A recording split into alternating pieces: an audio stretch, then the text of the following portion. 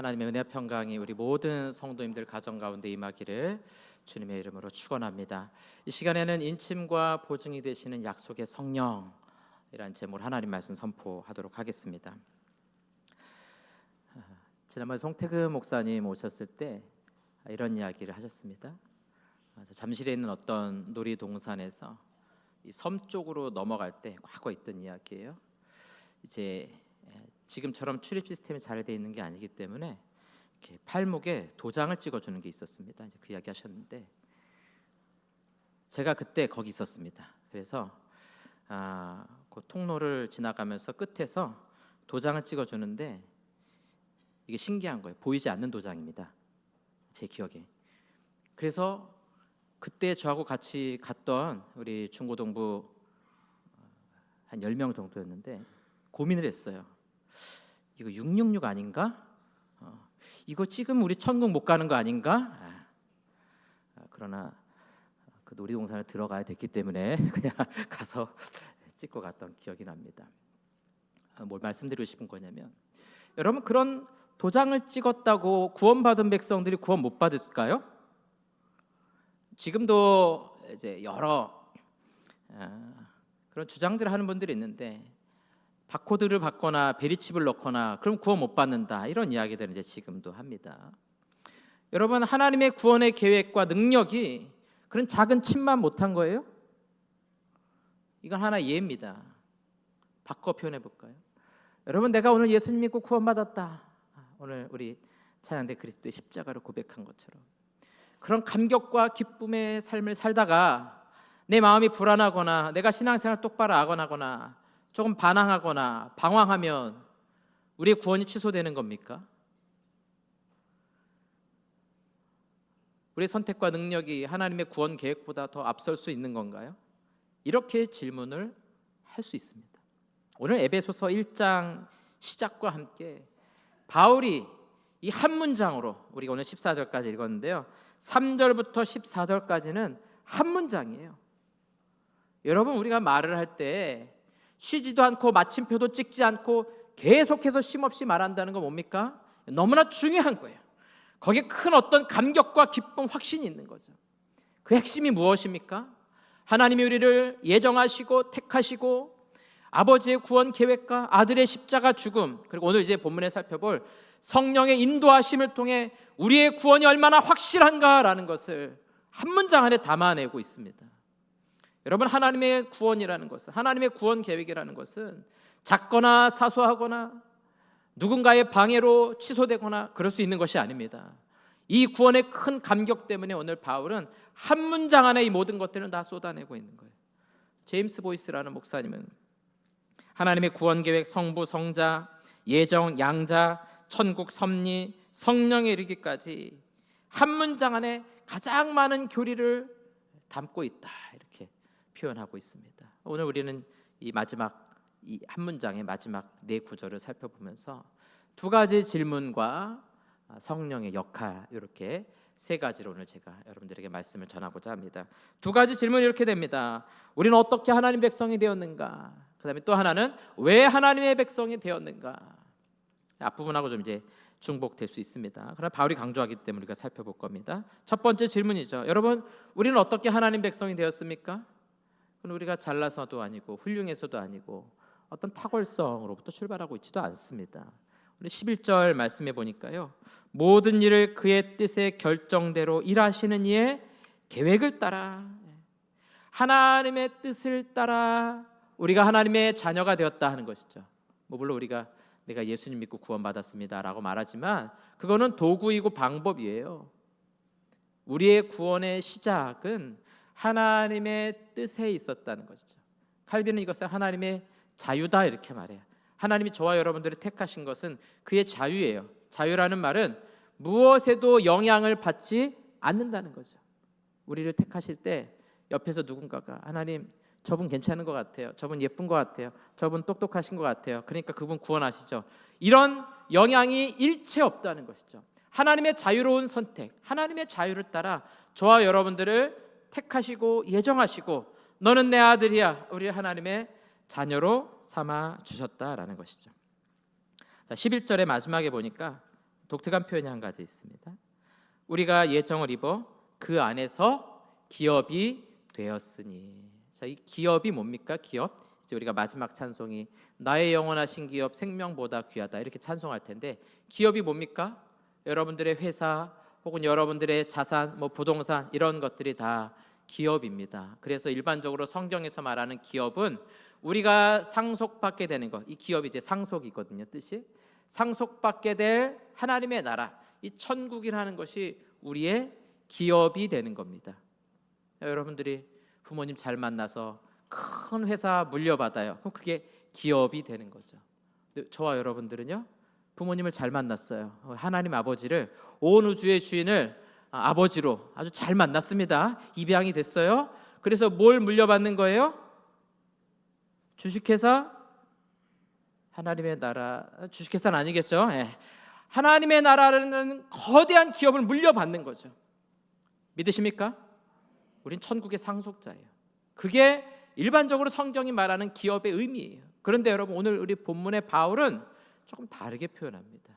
자, 성경 다시 한번 보여주십시오. 마지막에 그 안에서 기업을 얻었습니까? 되었습니까?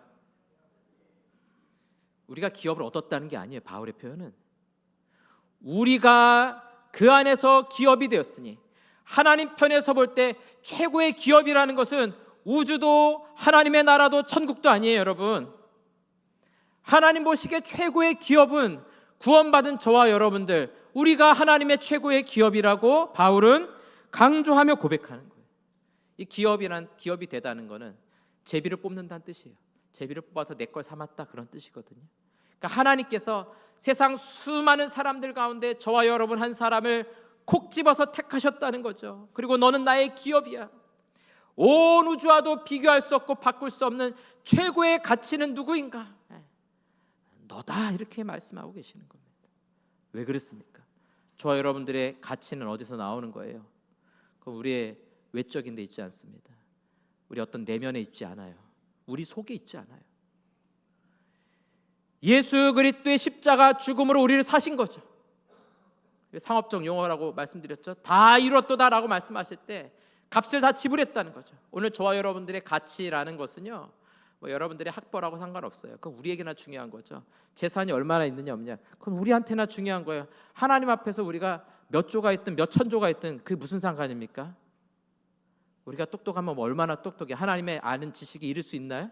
우리의 어떤 외적인 거는요, 아무런 자격이 되지 못해요. 그게 우리의 가치도 아닙니다. 하나님 보시기에 오늘 저와 여러분들은요, 자기 아들의 죽음을 통해 값주고 샀어요. 하나님 보시기에 최고의 기업은 오늘 저와 여러분이라는 사실을 여러분 믿고 확신하며 존귀한 하나님의 자녀 된 것에 기뻐하고 감사하며 감격할 수 있기를 주님의 이름으로 축원합니다. 바울이 이것 때문에 감격해서 한 문장으로 고백하는 거예요. 자, 두 번째 질문입니다. 우리는 왜 하나님의 백성이 되었는가? 왜 우리가 하나님의 자녀가 되었는가? 자, 12절 말씀인데요, 같이 한번 읽어보겠습니다. 이는 우리가 그리스도 안에서 전부터 바라던 그의 영광에 찬송이 되게 하려 하심이라. 아멘. 무엇이 되게 하신다고요? 영광의 찬송. 우리를 택하여 하나님의 자녀 삼으신 것은 우리의 구원이 하나님께는 최고의 영광의 찬송이 되기 때문입니다. 6절에서도 이미 한번 말한 바 있어요. 6절에서도 그 은혜의 영광을 찬송하게 하려는 것이라. 오늘 저와 여러분들이 구원받은 것 그 자체, 하나님을 알고 그리스도의 십자가를 믿는 것 자체가 하나님께 최고의 영광이 된다는 것이죠. 우리는 자꾸 하나님께 영광 올려드릴 때 내가 뭘 해가지고 하나님 앞에 영광이 올라간다고 생각을 하거든요. 여러분, 하나님의 영광은요, 우리가 더하거나 덧붙일 수 없는 거예요. 이미 하나님은 우리와 상관없이 완전한 영광으로 온 우주에 충만하신 분입니다. 우리가 뭘 잘하거나 열심히 해가지고 하나님의 영광이 단 100만 분의 1%라도 더 추가되는 게 아니에요. 하나님의 영광을 돌린다라는 것은 웨스트민스터 신앙고백서 저자들은 그의 영광을 반사하는 것이다, 이렇게 고백하고 있어요. 원래 영광은 하나님께 있는 거죠. 그 하나님의 영광 우리는 뭐 하는 거예요? 반사만 하는 거죠. 어떻게 반사합니까? 아름다운 노래로, 우리의 삶의 고백을 통해. 그래서 구원받은 백성들이 부르는 노래를 뭐라고 부르냐? 새 노래라고 부르는 겁니다. 이 새 노래로 여호와께 노래하라. 이게 시편과 이사야에 나오다가 성경에 끝쳐요. 더 이상 안 나옵니다. 그리고 언제 나오느냐? 요한계시록에 가면 이 구절이 나와요. 요한계시록 14장 3절에 보니까 이렇게 말하죠. 그들이 보좌 앞과 네 생물과 장로들 앞에서 새 노래를 부르니 땅에서 속량함을 받은 14만 4천 밖에는 능히 이 노래를 배울 자가 없더라. 구원받은 백성들만이 새 노래를 부를 수 있어요. 구원받은 백성이 부르는 노래가 새 노래입니다. 하나님이 받으시는 영광은 오직 새 노래뿐이라는 거예요. 옛날에 나온 찬송가가 헛노래가 아니고 구원받은 은혜와 감격을 노래하는 것이, 그것이 새 노래예요. 어떤 때는 과거에 나왔던 그런 앨범 같은 거나 아니면 연말 음악회 때 보면요, 예수님 믿지 않는 유명한 그 성악 가수가 막 찬송가 불러요. 주님의 높고 위대하심을, 아니면 어메이징 그레이스 이거 부르거든요. 그럴 때 우리가 어떻게 느끼냐면, 야 대단하다, 막 소름 돋네, 전율이 오네. 그래서 하나님이 영광 받으실 거라고 생각하는데요, 그건 우리의 생각입니다, 여러분. 그건 우리의 감정일 뿐이에요. 진짜 그걸 영광 받으시는가? 하나님이 진짜 하나님의 영광을 반사하는가? 여러분, 요한계시록 말하잖아요. 이 새 노래는 속량함을 받은 14만 4천 밖에는 능히 배울 자가 없다는 거예요. 그 말은 뭐냐면, 오늘 저와 여러분들이 노래를 잘하는, 우리 찬양대처럼 잘하는 분도 계시고, 저처럼 좀 어설프고 잘 못 부르는 사람도 있을 수 있고, 음치도 있을 수 있지만, 구원의 감격과 기쁨을 노래한다면, 하나님의 은혜를 고백한다면, 여러분, 그 노래가 새 노래요, 하나님의 영광을 최고로 반사하는 길인 줄로 믿으시기 바랍니다. 날마다 그 하나님을 찬양해야 돼. 날마다 우리 입술의 고백을 하나님이 기쁘게 받으시는 거죠. 그 하나님의 영광이 더해지는 것이 아니라 그 하나님의 높고 위대하심을 우리 입술을 통해 반사해내는 것이죠. 또 하나, 우리는 뭔가 잘해야만 하나님이 영광 받으신다고 생각해요. 좋은 학교 가서 하나님께 영광 올려드려야지. 제가 학생 때 많이 듣던 얘기입니다. 좋은 회사 가서 사업에 성공해서 내가 돈도 많이 기부해가지고, 아니면 연예인 같으면 가장 높은 상을 받아가지고 하나님께 영광 올려드려야지.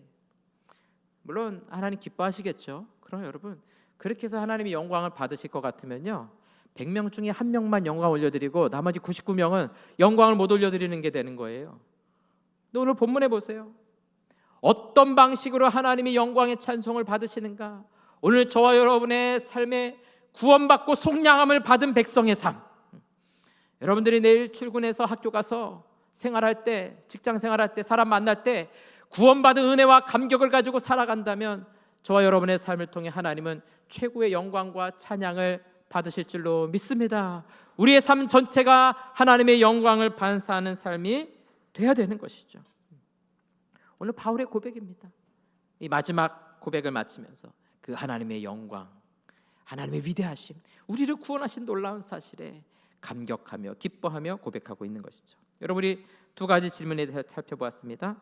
첫 번째 질문은요, 우리는 어떻게 하나님 백성이 되었는가? 이게 하나님의 뜻이었다. 두 번째 질문, 왜 우리가 하나님의 백성이 되었는가? 저와 여러분들을 통해 하나님이 최고의 영광과 찬양을 받으시기 때문입니다. 마지막 세 번째, 성령이 하시는 역할은 그럼 무엇인가? 오늘 바울은 마지막 13절과 14절을 통해서 우리 구원의 확실성에 대해서 이야기하고 있습니다. 이렇게 하나님의 자녀가 된 것이 무엇으로도 흔들리지 않고 분명하게 이루어질 것이다 라는 것을 이야기하고 있습니다. 자, 13절과 14절 한번 읽어볼 텐데요, 오늘 우리 제목에 있는 세 가지를 잘 유념하면서 함께 읽어보겠습니다. 같이 읽겠습니다. 그 안에서 너희도 진리의 말씀 곧 너희의 구원의 약속의 성령으로 인치심을 받았으니 이는 우리 기업의 보증이 되사 그 얻으신 것을 속량하시고 그의 영광을 찬송하게 하려 하심이라. 아멘. 오늘 제목에 나온 것처럼 약속의 성령이시다, 또 우리를 인치셨다, 또 우리의 보증이 되어주셨다, 이 세 가지 말씀, 이게 성령이 하시는 중요한 역할입니다. 첫 번째 보니까 약속의 성령이시다 이렇게 말씀하시죠. 예수님께서 십자가에 죽으시고 부활하신 뒤에 하늘로 승천하시죠. 그때 제자들에게 무엇을 약속하셨는가? 내가 아버지와 아들의 이름으로 너희에게 성령을 보낼 것이다. 약속을 하세요. 그리고 오순절에 이 성령께서 제자들에게 찾아오셨죠. 성령이 하시는 가장 중요한 역할은요, 은사가 아닙니다. 물론 성령의 은사도 있지만 성령의 주요한 가장 중요한 역할은 무엇인가? 하나님의 구원을 저와 여러분들에게 적용시키는 거예요. 요한복음 14장에 보면 그가 오셔서 너희에게 깨닫게 하시고 생각나게 하시리라. 우리 그리스도의 그 죽으심과 십자가 의미를 알게 하시는 거죠. 믿어지게 하는 거죠. 오늘 이 자리에 있는 저와 여러분들, 내가 죄인인 것이 믿어지고 나는 예수 그리스도의 십자가가 아니면 구원받을 수 없다는 그 믿음을 가지고 예수 그리스도를 나의 구원자로 믿고 영접하셨다면, 하나님의 살아계심이 믿어지신다면 우리에게 약속의 성령이 임한 줄로 믿으시기 바랍니다. 그거예요. 우리 어두운 눈을 열어 하나님 알게 하시는 거죠. 우리의 막힌 귀를 열어 하나님의 음성을 듣게 하시는 거죠.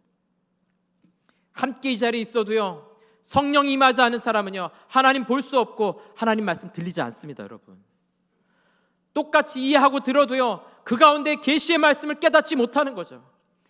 약속의 성령이 오신 사람만이 깨달아 아는 거예요.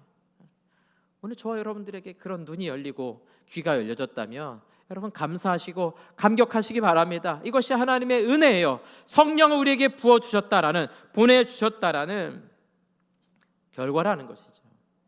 두 번째가 인치심이죠. 이 인이라는 것은 도장을 말합니다. 우리 배너 같은 데서 보이는 것처럼 손에 끼고 있는 작은 그 인장 반지, 그 도장을 말하기도 하고요. 짐승에게 찍는 그 낙인, 혹은 노예에게 찍어주는 그런 불도장, 낙인 같은 걸 말해요. 찰사치는 세 가지 용도가 있다고 말해요. 첫 번째로 이 서류가 진실하다라는 것을 증명할 때, 여러분 부동산 계약서 쓸 때 어떻게 합니까? 도장 가져가서 찍으시죠. 이 계약자, 여기에 서명한 사람이 진실하다는 것을 알려주는 것이 도장입니다.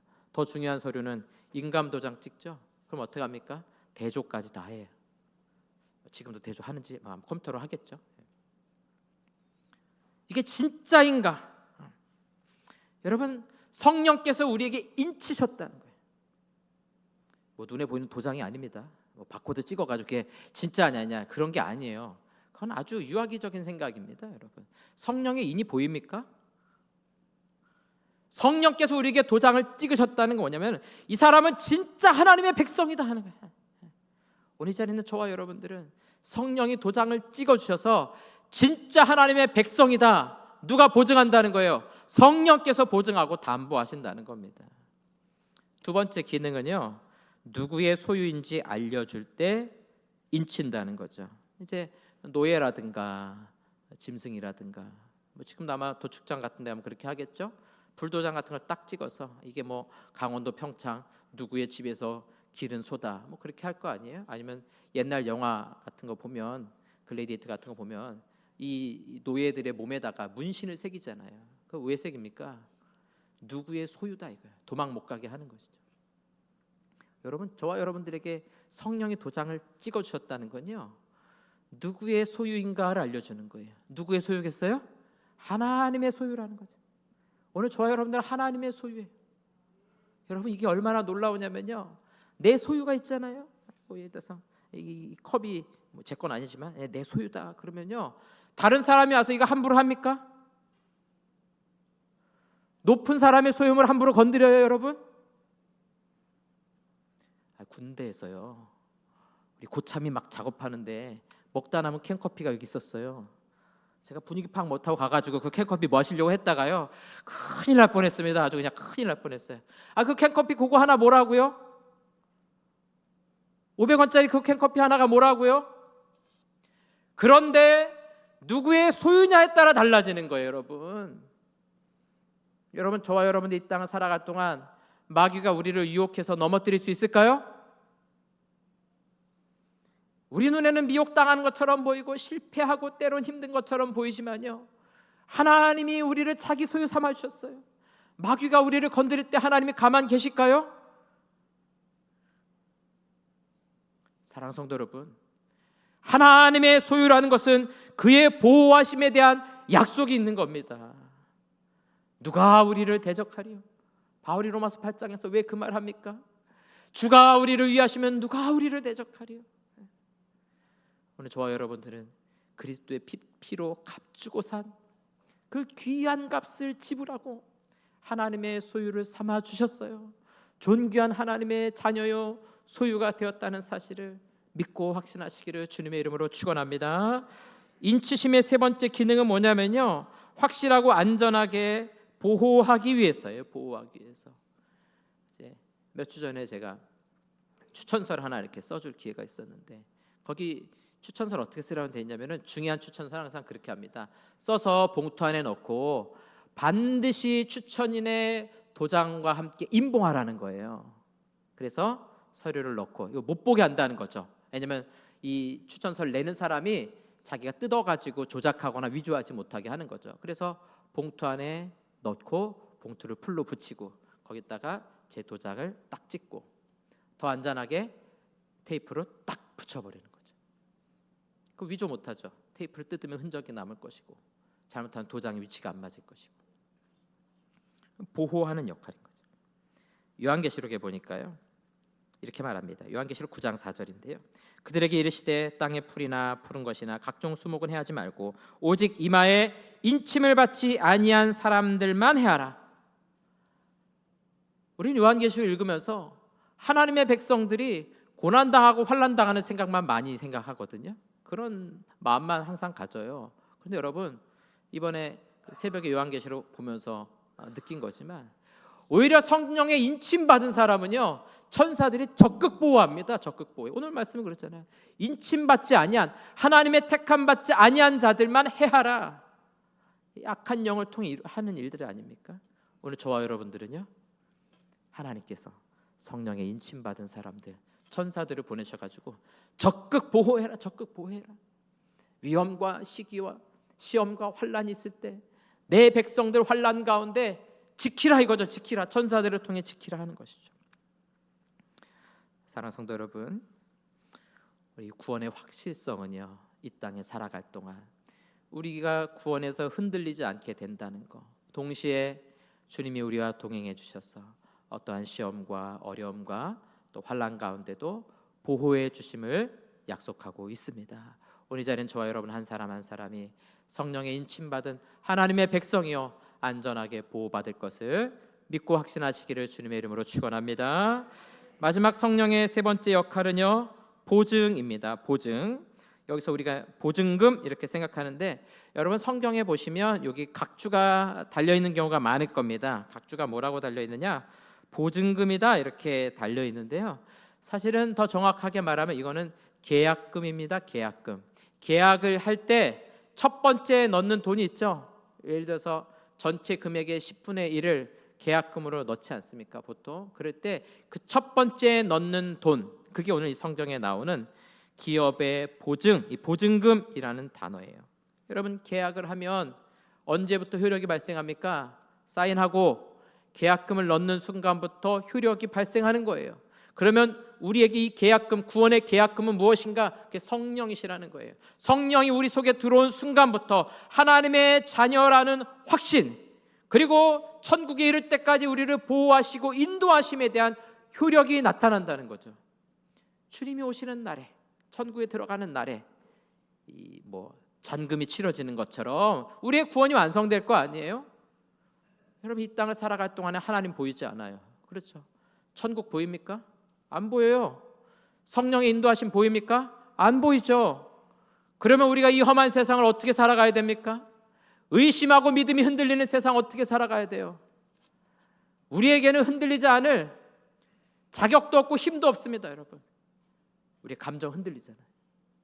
아침에 성령 충만해가지고 기쁘다, 감격스럽다, 성경 보면서 은혜 받고 기도하다 은혜 받고, 근데 낮에 힘든 일 만나고 어려우면 하나님이 날 버리셨나?